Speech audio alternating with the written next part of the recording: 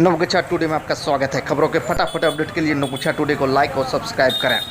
भागलपुर के आत्मा आराम मेडिकल स्टोर पर एक व्यक्ति का अचानक गिरकर मौत हो गया।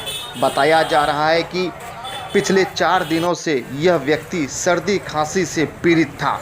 यह सर्दी खांसी की दवाई लेने के लिए मेडिकल स्टोर पहुंचा था, लेकिन अचानक गिरने से इसका मौत हो गया। क्षेत्र में इस मौत से दहशत है।